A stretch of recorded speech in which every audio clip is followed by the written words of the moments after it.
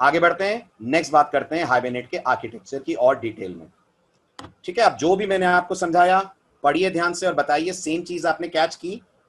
Number one, this layer consist of all the classes, variables and objects that define the business logic of the application. These are the classes which communicate with Hibernate. तो imagine करिए आप एक restaurant का कोई code लिख रहे हैं, restaurant management system बना रहे हैं, तो आपने फूड का, बिल का, कस्टमर का, इन सब की क्लासेस बनाई होंगी, राइट? और इन सब की करस्पॉन्डिंग टेबल्स भी होंगी। आप दिन भर में कितनी सेल हुई वो मेंटेन करेंगे, आपके रेस्टोरेंट में क्या क्या मेन्यूज है उसकी टेबल मेंटेन करेंगे। इन सब को रिप्रेजेंट करने वाले ऑब्जेक्ट आपके फर्स्ट लेयर पे बनेंगे, विच is called Java application layer. ठीक है, लेकिन याद रखिएगा इस लेयर पे नॉन परसिस्टेंट ऑब्जेक्ट भी होंगे। Yes, it is a mix of persistent and non persistent object. उसमें परसिस्टेंट वही होंगे जो टेबल के डेटा को करेंगे represent. Then we have second layer which is called as Hibernate layer, जिसपे हाइबरनेट की अपनी क्लासेस, हाइबरनेट के अपने इंटरफेसेस रहेंगे जो फर्दर जेडीबीसी से, जेटीए से, जेएनडीआई से कम्युनिकेट करेंगे। अभी अपन सिर्फ जेडीबीसी की बात करते हैं। तो यहां पर आपको हाइबरनेट के ऑब्जेक्ट्स मिलेंगे और ये ऑब्जेक्ट आपको डेटा सेव करने का, डेटा रिट्रीव करने का यानी रीड करने का, डेटा डिलीट करने का और डेटा अपडेट करने के बने बनाए मेथड्स देंगे। मेथड्स देंगे कि क्वेरीज देंगे? मेथड्स देंगे। क्वेरी तो आप लिखते आए थे, अब क्वेरी नहीं लिखेंगे आप, अब आप सिर्फ मेथड्स कॉल करेंगे। जैसे जब आप डेटाबेस में रिकॉर्ड इंसर्ट करते थे तो आप इंसर्ट क्वेरी लिखते थे, है ना? अब आप सेव नाम का मेथड कॉल करेंगे, राइट? जब आप डेटाबेस से रिकॉर्ड डिलीट करते थे तो आप डिलीट क्वेरी लिखते थे, है ना? अब आप डिलीट नाम से मेथड कॉल करेंगे। डेटाबेस से डेटा लाना था तो आप सेलेक्ट क्वेरी लिखते थे, है ना? अब आप गेट या लोड नाम का मेथड कॉल करेंगे। दो मेथड देता है हाइबरनेट आपको, एक गेट और एक लोड। दोनों का डिफरेंस बहुत इंपॉर्टेंट है, वो हम आगे पढ़ेंगे। फिलहाल इतना मान लीजिए, ये डेटा रिट्रीव करने का काम आपके लिए करेंगे फ्रॉम द बैकएंड डेटाबेस। आया समझ? तब हमें इन मेथड्स के नाम याद रखने पड़ेंगे। बिल्कुल, अब आपको इन मेथड्स के नाम याद रखने पड़ेंगे। अब आपको क्वेरी याद नहीं रखनी है, बस इनके नाम याद रखने हैं। और ये सब परसिस्टेंट ऑब्जेक्ट लेते होंगे, कुछ लेते होंगे, कुछ देते होंगे, ऐसा करते होंगे। यस, ये सब परसिस्टेंट ऑब्जेक्ट के आसपास काम करते हैं। कुछ परसिस्टेंट ऑब्जेक्ट का डेटा सेव करेंगे, जैसे सेव करता है, और गेट और लोड रिट्रीव करके आपको देते हैं। हुआ क्लियर? समझ आ रही है बात? ठीक। Then comes third layer. As I said, third layer पे बैकएंड है, बैकएंड एपीआई लेयर है। बैकएंड एपीआई लेयर में जावा की कोर एपीआईज हैं। जावा की कोर एपीआई मतलब जेडीबीसी, जेटीए, जेएनडीआई वगैरह वगैरह। बट फिलहाल जेडीबीसी, क्योंकि हम बात डेटाबेस से कम्युनिकेशन की कर रहे हैं। ठीक है, अब इस कम्युनिकेशन में ट्रांजैक्शंस आएंगे तो जेटीए भी काम करेगा। Very good, very good. Hibernate कैसे डिसाइड करता है? बहुत अच्छा क्वेश्चन है Harish. Can you wait for just half an hour Harish? अभी पता लग जाएगा आपको। Just wait, let the lecture continue. मैं अभी बताता हूं हाइबरनेट को कैसे पता चलेगा कि ये ऑब्जेक्ट परसिस्टेंट ऑब्जेक्ट ही है। ऐसे तो हम उसको कोई भी ऑब्जेक्ट दे देंगे, करेक्ट? जेटीए का यूज शाजिब तब होगा जब ट्रांजैक्शंस करेंगे अपन, आगे आएगा। ट्रांजैक्शन मैनेजमेंट जब हम पढ़ेंगे तब हाइबरनेट इंटरनली जेटीए को यूज करेगा। ट्रांजैक्शन मैनेजमेंट का मतलब, अगर हम एक साथ दो टेबल्स पे ऑपरेट कर रहे हैं और हम चाहते हैं अगर हम एक्शन ले रहे हैं तो वो दोनों टेबल्स पे प्रॉपरली हो, नहीं तो बिल्कुल ना हो। चाहेंगे ना अपन? जैसे एक अकाउंट से दूसरे अकाउंट में पैसा ट्रांसफर करना, तो ये एक तरीके का ट्रांजैक्शन है ना। अगर एक से डेबिट हो रहा है तो दूसरे में क्रेडिट भी होना चाहिए। तो इस तरीके की सिचुएशंस को हैंडल करने के लिए आप ट्रांजैक्शंस यूज करेंगे, जिसके लिए जेडीबीसी में आप बैच अपडेट यूज करते थे, अगर याद हो तो। करते थे? बिल्कुल। तो ऐसे यहां पर ट्रांजैक्शंस करेंगे अपन। ठीक है, आगे बढ़ूं? Right, now comes the fourth layer. Fourth layer बिल्कुल लास्ट लेयर है, जिससे आपका डायरेक्ट कम्युनिकेशन कभी भी नहीं होता है। वो जेडीबीसी में भी नहीं होता था, याद कीजिए। आप कभी डायरेक्ट ओरेकल से बात नहीं करते थे, आपके और ओरेकल के बीच में रहती थी जेडीबीसी। अब आपके और ओरेकल या आपके और माइस्क्यूएल के बीच में दो लेयर्स रहेंगी, हाइबरनेट की layer as well as JDBC की लेयर।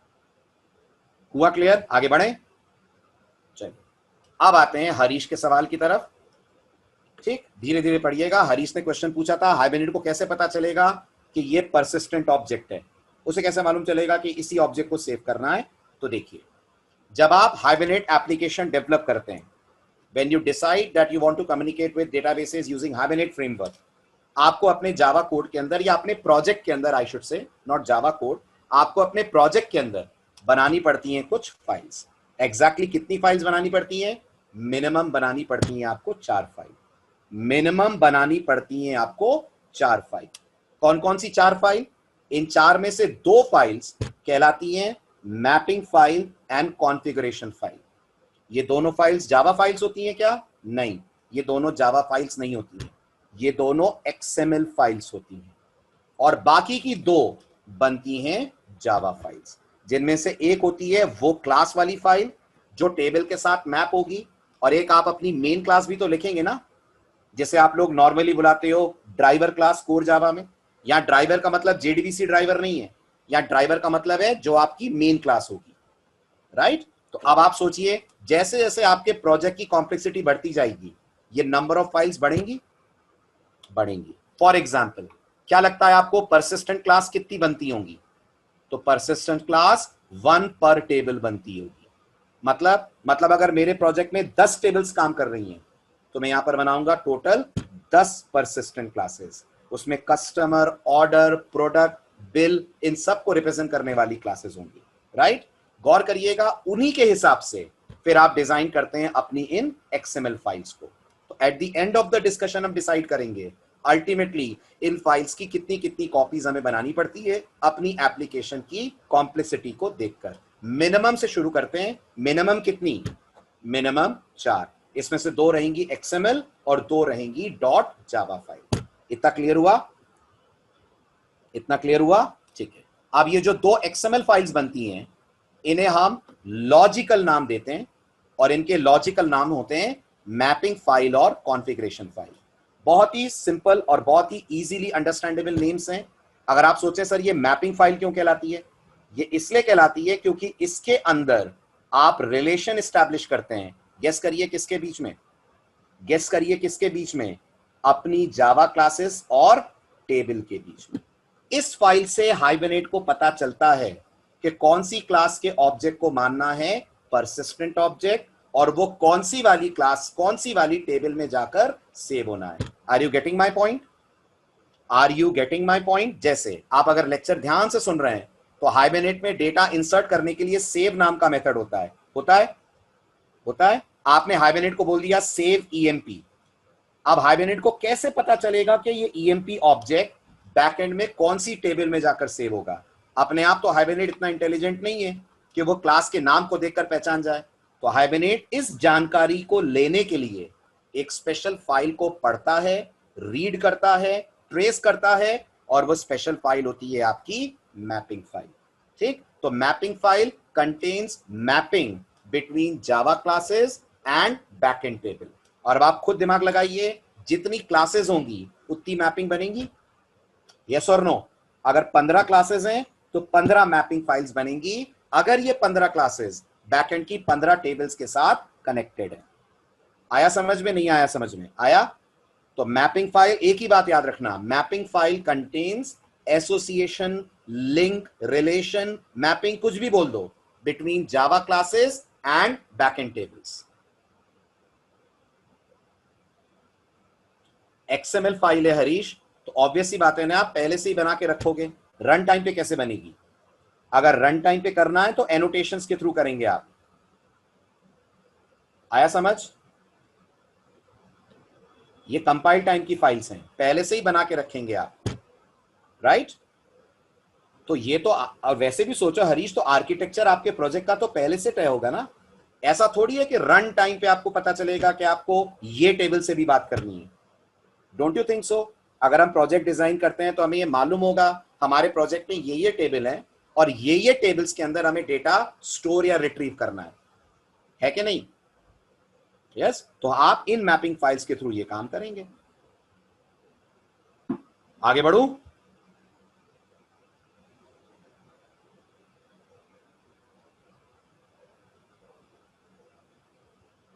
हाँ, बट हाइबरनेट कब देखेगा XML फाइल को? देखेगा ना। आप लोगों से लास्ट लेक्चर में मैं एक लाइन बोल रहा था, अगर आपने सुना हो तो, हाइबरनेट का सबसे पहला काम बूटस्ट्रैपिंग होता है। बोला था मैंने। तो जब बूटस्ट्रैपिंग होगी ना हाइबरनेट में, तब आप देखेंगे वो इन फाइल्स को पढ़ता है, राइट? तब हाइबरनेट इनको पढ़ता है। अभी रुक जाइए, 2 दिन रुकिए, मैं सब बताता हूं आपको आराम आराम से। कितनी बार पढ़ता है, कब पढ़ता है, कैसे पता रखता है उसको कि इन मैपिंग फाइल्स का डेटा टेबल में जाना है, सब समझ में आएगा। अभी बस इतना याद रखिए, हाइबरनेट को कौन बताता है कौन सी क्लास कौन सी टेबल से कनेक्टेड है? तो जवाब है मैपिंग फाइल बताती है, दैट्स इट। अब हाइबरनेट को यह कैसे पता चलता है इन मैपिंग फाइल्स पे कैसे जाना है, उसका भी तरीका मैं आपको बताऊंगा। अभी बस इतना याद रखिए, who is going to tell to Hibernate that which class is connected with which table? Answer is mapping files are going to tell Hibernate. Fine. अब ये बताइए, हाइबरनेट में आप जावा कोड में कनेक्शन डिटेल्स लिखेंगे कि नहीं लिखेंगे? कभी नहीं लिखेंगे। अगर लिखते तो हम कभी ये नहीं बोलते कि जेडीबीसी में कनेक्शन हमें ओपन करना पड़ता है और हाइबरनेट में कनेक्शन हाइबरनेट मेंटेन करता है।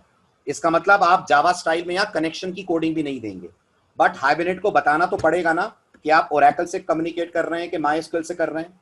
आज अभी गौरव ने एक सवाल पूछा था कि जेडीबीसी में 4 ड्राइवर होते हैं, हाइबरनेट कौन सा ड्राइवर यूज करेगा? आपको बताना पड़ेगा कौन सा ड्राइवर यूज करेगा, आपको बताना पड़ेगा बैकएंड कौन सा है, आपको बताना पड़ेगा बैकएंड का यूजर नेम पासवर्ड क्या है। ये सब आप बताते थे जेडीबीसी में? बताते थे? फटाफट बताइए कौन से मेथड को बताते थे? Everyone please type the name of the JDBC method जिसको हम ये सब बताते थे। Get connection. गेट कनेक्शन को आप पास करते थे अपनी तरफ से 3 argument, JDBC URL, user name, password, वो तमाम जानकारी आप रखते हैं इनसाइड कॉन्फ़िगरेशन फाइल। वो तमाम डिटेल्स आप रखते हैं इनसाइड कॉन्फ़िगरेशन फाइल, और एक कॉन्फ़िगरेशन फाइल एक डेटाबेस के लिए आप बनाते हैं। आई रिपीट, एक कॉन्फ़िगरेशन फाइल एक डेटाबेस के लिए आप बनाते हैं। तो क्या ऐसा पॉसिबल है कि आपकी हाइबरनेट एप्लीकेशन 2 डेटाबेस से कम्युनिकेट करना चाहे एक साथ? बिल्कुल पॉसिबल है, कोई बड़ी बात नहीं है। और उस केस में कॉन्फ़िगरेशन फाइल्स भी आप 2 बनाएंगे, बट मिनिमम एक तो बनेगी फॉर कम्युनिकेटिंग विद 1 डेटाबेस। हुआ क्लियर? अब गेस करिए, अगर डेटाबेस एक है, डेटाबेस एक है, टेबल्स 5 हैं, तो मैपिंग कितनी, कॉन्फ़िगरेशन कितनी? डेटाबेस एक है, टेबल 5 है, मैपिंग कितनी, कॉन्फ़िगरेशन कितनी? Good, mapping 5, configuration 1। मैपिंग बनेगी 5, कॉन्फ़िगरेशन बनेगी 1। क्या मैं एक मैपिंग नहीं बना सकता 5 टेबल के लिए?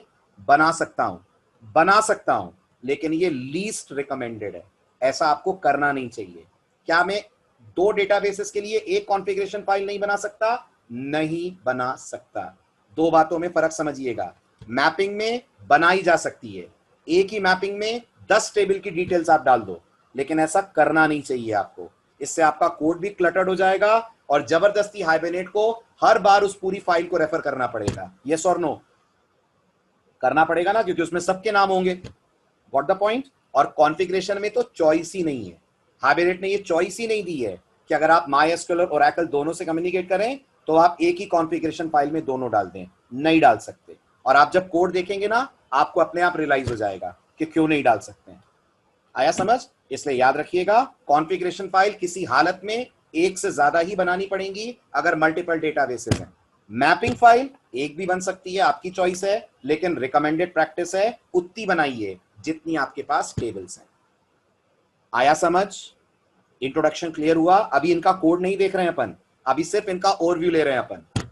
ठीक है, इसके बाद आती है आपकी परसिस्टेंट क्लास। ये परसिस्टेंट क्लास वो क्लास होगी जिसका डेटा एक्चुअल में टेबल में जाकर सेव होगा। इस परसिस्टेंट क्लास को किस किस नाम से जाना जाता है? इसके बहुत सारे नाम हैं। इसे परसिस्टेंट भी बोलते हैं, इसे एंटिटी क्लास भी बोलते हैं, इसे कुछ लोग जावा बीन्स भी बुलाते हैं। अगर आपने एडवांस जावा पढ़ी है तो आपने सुना होगा जावा बीन क्लासेस। इसे डाओ भी बुलाया जाता है और इसे मॉडल क्लास का नाम भी आप देते हैं। इतने सारे नाम इसके क्यों होते हैं? क्योंकि ये सबका मिला जुला काम करती है। जैसे जैसे गौर करिए, क्या इसी क्लास का ऑब्जेक्ट डेटाबेस में जाकर सेव होगा? हाँ के ना? होगा, इसलिए ये परसिस्टेंट क्लास है। राइट? अब आपने अगर डेटाबेस पढ़ा हो तो डेटाबेस में टेबल्स को एंटिटीज बुलाते हैं। डेटाबेस की भाषा में टेबल्स को एंटिटीज भी बुलाया जाता है। तभी याद करिए, डेटाबेस में एक टर्म आपने पढ़ा होगा, ईआर डायग्राम। डीबीएमएस की थ्योरी में सुना है आपने, एंटिटी रिलेशनशिप डायग्राम। तो डेटाबेस के टर्म में entity is given the name to the table. तो क्योंकि टेबल्स आर एंटिटीज, सो ये अपने आप में एंटिटी क्लास भी है। क्योंकि क्या ये टेबल को रिप्रेजेंट कर रही है जावा में? क्या ये क्लास जावा में टेबल को रिप्रेजेंट कर रही है? Yes, this is representing table in Java, so this is called entity class. Why it is called Java bean, आप समझ जाएंगे, इसमें सेटर गेटर होते हैं। क्योंकि इसमें सेटर गेटर होते हैं, it resembles Java bean classes. सभी लोग जानते हैं जावा बीन क्लास किसको बोलते हैं कि नहीं जानते हैं? जो नहीं जानते हैं प्लीज नो लिखिए, तो मैं आपको बताऊं। अगर नहीं जानते हैं तो नो लिखिए, मैं बताऊं, और अगर जानते हैं तो यस लिखिए।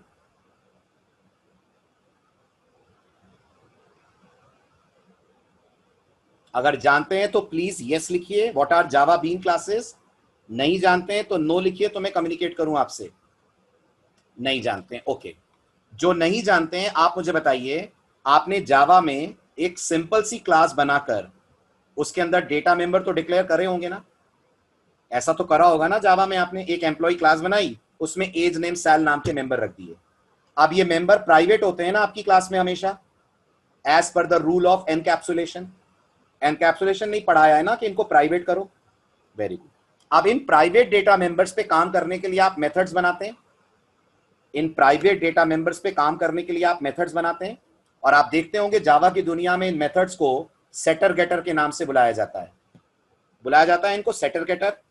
अगर आपको लग रहा है सर सेटर गेटर मतलब, सेटर गेटर मतलब सेटर वो मेथड होते हैं जो इन्हें इनिशियलाइज करेंगे, गेटर वो मेथड होते हैं जो इनका डेटा आपको रिटर्न करके देंगे। For example look at this small piece of code, look at this small piece of code. This is my employee class.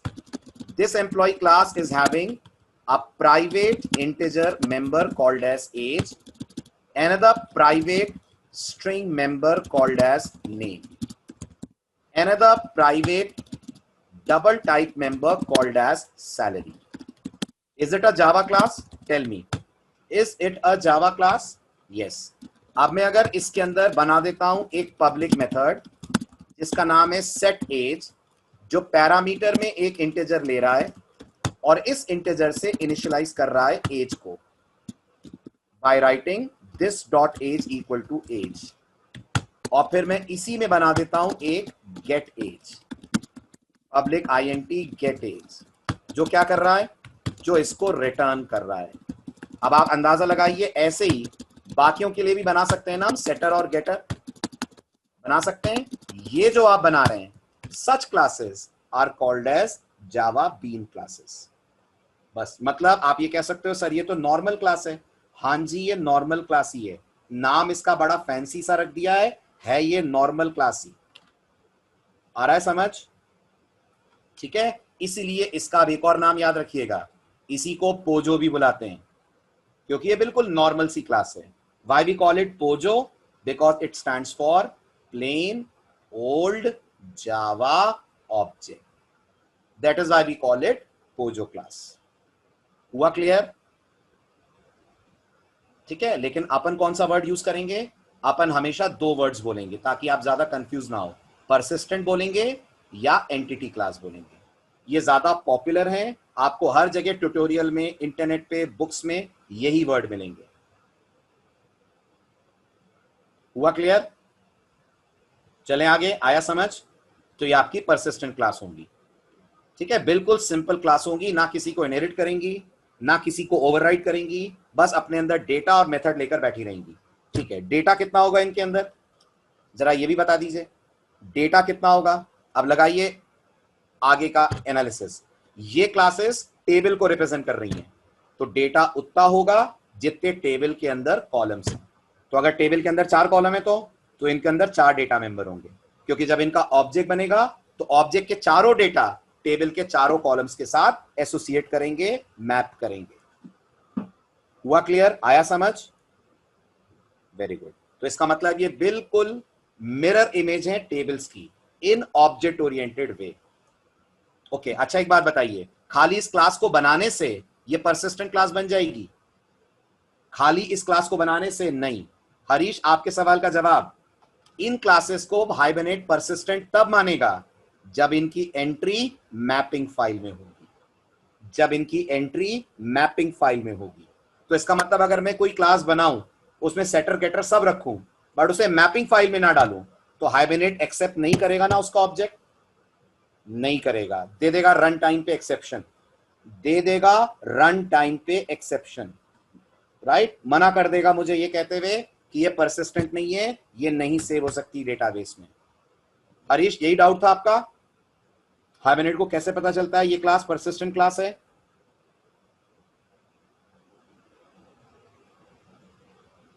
Right, तो हाइबरनेट को पता चलता है मैपिंग फाइल को देखकर। हुआ क्लियर? तो हर परसिस्टेंट क्लास के लिए मैपिंग फाइल में एंट्री होना जरूरी है। एक मैपिंग के अलग अलग मैपिंग, एक मैपिंग के अलग अलग मैपिंग, वो आपकी चॉइस है, लेकिन इंडस्ट्री कहती है अलग अलग मैपिंग। इंडस्ट्री कहती है अलग अलग मैपिंग, एक मैपिंग पे मत करो। Recommended practices, go for a separate mapping file for a separate persistent class.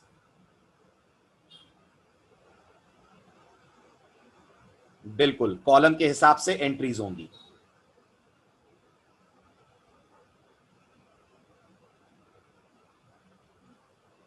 बताऊंगा मैं हरीश, अगर आपने मैपिंग के अंदर कम डेटा रखा है और टेबल के अंदर ज्यादा कॉलम्स हैं, तो हाइबरनेट इस सिचुएशन को कैसे हैंडल करेगा, करेंगे। इसके लिए थोड़े से कोड्स देख लीजिए और हाइबरनेट का बिहेवियर देख लीजिए मिसिंग एंटिटीज के लिए, ठीक है? बिल्कुल बिल्कुल रोहित, बताऊंगा मैं। इस मैपिंग फाइल को जावा क्लास के साथ ही रखते हैं क्या? हरीश, थोड़ा सा क्वेश्चन क्लियर करिए, साथ रखते हैं मतलब क्या? लोकेशन पूछ रहे हैं? साथ मतलब क्या? ये तो एक्सएमएल फाइल है, इसका तो अलग डॉट एक्सएमएल फाइल बनेगी, डॉट जावा अलग बनेगी। फोल्डर की बात कर रहे हैं? हाँ, नहीं, पैकेज में एक्सएमएल कैसे रहेगी बेटा? संभव, पैकेज में एक्सएमएल कैसे रहेगी? एक्सएमएल जावा थोड़ी है जो पैकेज में रहेगी, राइट, पैकेज में नहीं रहेगी ना ये। इसको रखते हैं आप अपने बिल्ड पाथ पे, राइट। जैसे आप याद करिए एक्लिप्स के अंदर जब आप कोड लिखते हैं तो एक्लिप्स आपको मौका देता है ना इनको सेट करने का, तो इन्हें आप सेट करेंगे, राइट। कैसे करेंगे वो बताऊंगा मैं आपको आगे। आया समझ? राइट, चलिए अभी इतना मान लीजिए बस। हाँ, आप अभी फिलहाल एक्लिप्स छोड़ दीजिए, फॉरगेट अबाउट एक्लिप्स। तो आप मान लीजिए आपने एक फोल्डर बनाया है, ठीक है, फोल्डर का नाम है माई जावा। उस फोल्डर के अंदर आपकी ये डॉट जावा फाइल्स भी होंगी, इसी फोल्डर के अंदर आपकी ये डॉट एक्सएमएल फाइल्स भी होंगी। अभी इतना मान लीजिए आप, राइट। फिर अगर आपको लग रहा है इसको हमने कहीं और रखा, तो अगर इसको कहीं और रखा तो फिर आप इसकी लोकेशन मेंशन करेंगे अपने कोड में। कहां मेंशन करेंगे? कॉन्फ़िगरेशन में मेंशन करेंगे, राइट। मैपिंग फाइल की लोकेशन किसके पास होगी? कॉन्फ़िगरेशन फाइल के पास होगी। इसका मतलब कॉन्फ़िगरेशन फाइल के पास दो चीजें होती हैं, क्या कहते हैं? हाँ, कॉन्फ़िगरेशन फाइल के पास दो चीजें होती हैं, और सच कहूं तो तीन होती हैं। कॉन्फ़िगरेशन फाइल हाइबरनेट को तीन चीजें बताती है। अभी के लिए आप दो पे ध्यान दें। बताइए पहली चीज क्या? डेटाबेस की डिटेल्स, ये कॉन्फ़िगरेशन बताएगा। जैसे जैसे कौन सा डेटाबेस है, कौन सा ड्राइवर यूज करना है, यूजर नेम क्या है, पासवर्ड क्या है, ये कॉन्फ़िगरेशन बताएगा। और मैपिंग के बारे में भी बताएगा। आया समझ? थर्ड क्या है वो भी सुन लीजिए, क्यूरियोसिटी हो रही होगी। थर्ड है हाइबरनेट से रिलेटेड इंफॉर्मेशन। हाइबरनेट से रिलेटेड इंफॉर्मेशन जैसे क्या हाइबरनेट कैशेस मेंटेन करता है? करता है। तो आप बताएंगे आपको कितने लेवल का कैश चाहिए। नंबर 2, जब हाइबरनेट डेटाबेस से बात करेगा तो एसक्यूएल क्वेरी जनरेट करेगा? हाइबरनेट तो करेगा ना। आप देखना चाहते हैं वो क्वेरी? आप देखना चाहते हैं? आपको लगता है हाँ देखना चाहते हैं, तो आप बताएंगे कॉन्फ़िगरेशन फाइल में कि क्वेरी का आउटपुट जनरेट करो। आप बताएंगे कॉन्फ़िगरेशन फाइल में क्वेरी का आउटपुट जनरेट करो। इस तरह की डिटेल्स आप देते हैं कॉन्फ़िगरेशन फाइल में। लेकिन याद रखिएगा ये जो हाइबरनेट वाली डिटेल में बोल रहा हूं ये ऑप्शनल है। समझ रहे हैं? ऑप्शनल क्यों होंगी? क्योंकि इन सब की डिफॉल्ट वैल्यूज हैं, इन सब की डिफॉल्ट वैल्यूज होती हैं। लेकिन डेटाबेस की कोई डिफॉल्ट वैल्यू नहीं होगी, मानते हैं? हाइबरनेट अपने मन से नहीं सोच सकता कि आप बाय डिफॉल्ट कौन से डेटाबेस से कनेक्ट होंगे। हाइबरनेट अपने मन से नहीं सोच सकता बाय डिफॉल्ट कौन सी मैपिंग फाइल यूज करेंगे। आ रहा है समझ? राइट। तो अब आप मुझे अपने वर्ड्स में बताइए मैपिंग में क्या होता है, जल्दी जल्दी बताइए फटाफट। मैपिंग में क्या होता है? वन ऑन वन रिलेशन होता है। वन ऑन वन किसके बीच में? वन ऑन वन क्लास और टेबल के बीच में, और क्लास के डेटा और टेबल के कॉलम के बीच में वन ऑन वन रिलेशन आप दिखाते हैं। ये क्लास ये टेबल से कनेक्ट करो, क्लास का ये डेटा टेबल के इस कॉलम से कनेक्ट करो। आ रहा है समझ? Very good. अब बताइए कॉन्फ़िगरेशन में क्या रखते हैं? ये थ्योरी अच्छे से पढ़ लीजिए, कोडिंग बहुत सिंपल हो जाएगी हाइबरनेट की। कॉन्फ़िगरेशन में क्या रखते हैं? 3 चीजें रखते हैं। नंबर 1, डेटाबेस की डिटेल्स रखते हैं, जिस डेटाबेस से कम्युनिकेट करना चाह रहे हैं। क्या क्या आता है इस डिटेल में? क्या क्या आता है इस डिटेल में? इस डिटेल में डेटाबेस का नाम आता है, ड्राइवर बताना पड़ता है, देन यूजर नेम आता है, पासवर्ड आता है। तो ये तो आप जेडीबीसी को देते थे ना? हाँ, तो हाइबरनेट भी तो ये जेडीबीसी को देगा। हाइबरनेट कौन सा खुद बात करेगा? तो जब हाइबरनेट जेडीबीसी को देगा तो उसे भी तो पता होना चाहिए, database name, driver name, database का यूजर नेम, पासवर्ड। आ रहा है समझ? आ रहा है समझ? ये जेडीबीसी की डिटेल्स होती हैं। इसके अलावा और क्या बताते हैं? इसके अलावा आप मैपिंग फाइल्स के बारे में बताते हैं, क्योंकि अपने कोड में आप कभी मैपिंग फाइल का नाम नहीं लेंगे, ये भी समझ रहे हैं? अपने जावा कोड में आप कभी मैपिंग फाइल का नाम नहीं लेंगे, तो किसका नाम लेंगे? किसका नाम लेंगे? कॉन्फ़िगरेशन फाइल का नाम लेंगे। कॉन्फ़िगरेशन फाइल हाइबरनेट को मैपिंग तक पहुंचाएगी। कॉन्फ़िगरेशन फाइल हाइबरनेट को मैपिंग तक पहुंचाएगी। तो कॉन्फ़िगरेशन से होकर रास्ता मैपिंग तक का निकलेगा। आ रहा है समझ? आ रहा है समझ? Very good. ठीक। थर्ड, हाइबरनेट को आप डिटेल्स बताएंगे हाइबरनेट से रिलेटेड। क्या ये डिटेल बताना जरूरी है? नहीं, कोई जरूरी नहीं है। इन सब की डिफॉल्ट सेटिंग्स हैं। क्या क्या है इन डिटेल्स में? इन डिटेल्स में एक आता है एसक्यूएल शो करनी है कि नहीं करनी है। शो एसक्यूएल, ये ट्रू फॉल्स होता है, बूलियन प्रॉपर्टी होती है। अगर आपने शो एसक्यूएल को ट्रू कर दिया तो हाइबरनेट क्या समझेगा? कि वो जैसे जैसे कम्युनिकेट करे आपको क्वेरी दिखाए। तो इसका मतलब फिर आप सेव कॉल करेंगे तो आपको इंसर्ट क्वेरी दिखेगी। सेव कॉल करेंगे तो इंसर्ट क्वेरी दिखेगी, यस। गेट और लोड कॉल करेंगे तो सेलेक्ट क्वेरी दिखेगी, यस, बिल्कुल दिखेगी। ठीक है। और शो एसक्यूएल को ऑन रखने का बेनिफिट क्या होता है? शो एसक्यूएल को ऑन रखने का बेनिफिट एक तो ये होता है आपको पता चलेगा क्वेरी क्या जनरेट हो रही है, और दूसरा हाइबरनेट कैश करता है ना। हाइबरनेट कैश करता है ना, तो आप देख पाएंगे वो कब कब डेटाबेस से बात करेगा, कब कब लोकल कैश से डेटा आपको सर्व कर देगा। ये भी समझ आया? कब कब डेटाबेस से बात करेगा, कब कब लोकल कैश से आपको डेटा सर्व कर देगा। ये आपको एसक्यूएल देखकर समझ में आएगा। ऐसे ही हर डेटाबेस का अपना डायलेक्ट होता है। हर डेटाबेस का अपना डायलेक्ट होता है। डायलेक्ट समझ रहे हैं ना? लास्ट लेक्चर में भी हमने बात की थी, वेरिएशन। तो आप कौन सा डायलेक्ट यूज कर रहे हैं डेटाबेस के लिए, वो भी आप यहां पर इंफॉर्म करते हैं। किसको? किसको? हाइबरनेट को। और नहीं करते हैं तो नहीं करते हैं तो वो बाय डिफॉल्ट हर डेटाबेस का एक डिफॉल्ट डायलेक्ट होता है, उसी को यूज करता है। आया समझ? हुआ क्लियर? Very good. और ये सब टैग्स में होगा। ये जितनी भी डिटेल देंगे टैग बना बना के देंगे। हाँ, क्योंकि ये सब मार्कअप्स हैं, इन सब के टैग्स हैं, और वो टैग प्री डिफाइंड है। बिल्कुल, आप अपने मन से टैग नहीं बनाएंगे, सबके प्री डिफाइंड टैग्स हैं। आ रही है बात समझ? राइट? ठीक। फिर थर्ड है आपकी परसिस्टेंट क्लास, बात हो ही चुकी है अपनी, जिसके अंदर आप अपने सेटर गेटर और डेटा रखेंगे। अब इन सबको यूज करना होगा आपको कोड में। ये तो बना के रख दिया, अब यूज कैसे करेंगे? तब यूज करेंगे आप अपने चौथी फाइल में। तो ये फाइल क्या क्या करेगी? ये फाइल क्या क्या करेगी? ये फाइल हाइबरनेट को बूटस्ट्रैप करेगी। बूटस्ट्रैप करेगी मतलब? बूटस्ट्रैप करेगी मतलब हाइबरनेट फ्रेमवर्क को मेमोरी में लोड करेगी। फिर हाइबरनेट को बोलेगी जाओ कॉन्फ़िगरेशन फाइल पढ़ो, जाओ कॉन्फ़िगरेशन फाइल पढ़ो। तो हाइबरनेट पता करके आएगा कि कॉन्फ़िगरेशन फाइल कह रही है ओरेकल से कनेक्ट होना है। फिर कहेगी जाओ मैपिंग फाइल पढ़ो, तो हाइबरनेट मैपिंग फाइल पढ़ के आएगा, तो उसे पता चलेगा इस पर्टिकुलर टेबल का इस पर्टिकुलर क्लास के साथ एसोसिएशन बिठाना है। ये सब इस फाइल में होगा। फिर इसी फाइल के अंदर हम लोग ऑब्जेक्ट्स बनाएंगे। किसके? जल्दी बताइए किसके? परसिस्टेंट क्लास के बनाएंगे, एज वेल एज हाइबरनेट के ऑब्जेक्ट्स भी बनाएंगे। हाइबरनेट के ऑब्जेक्ट्स क्यों बनाने पड़ेंगे? अब भी मैंने आपको 10 मिनट पहले बताया था, सेशन ऑब्जेक्ट बनाना पड़ेगा, वही तो सेव वेव करेगा, राइट? तो आप हाइबरनेट के ऑब्जेक्ट्स बनाएंगे, तो सारा ऑब्जेक्ट क्रिएशन यहां होगा। इस चौथी फाइल में तरह तरह के ऑब्जेक्ट बनेंगे। हाँ, इस चौथी फाइल में तरह तरह के ऑब्जेक्ट्स बनेंगे, और फिर ये ऑब्जेक्ट कम्युनिकेट करेंगे डेटाबेसेस से। दिमाग में पिक्चर आई? कुछ आर्किटेक्चर क्लियर हुआ? चलिए अब एक और डायग्राम देखिए। अनदर डाउट, जावा डबल ई में माई लिसनर टैग क्रिएट होगा था, वैसे टैग मैपिंग फाइल में क्रिएट करेंगे या कॉन्फ़िगरेशन फाइल में? दोनों में होंगे सुमित, टैग तो दोनों फाइल्स में होंगे, बट दोनों फाइल्स के टैग का पर्पस अलग अलग होगा। कॉन्फ़िगरेशन फाइल में जो आप टैग्स बनाएंगे वो डेटाबेस की डिटेल्स के टैग्स होंगे, और मैपिंग में जो टैग्स आप बनाएंगे, अभी दिखाऊंगा मैं आपको, मैपिंग में जो बनाएंगे वो टेबल से रिलेटेड टैग्स होंगे।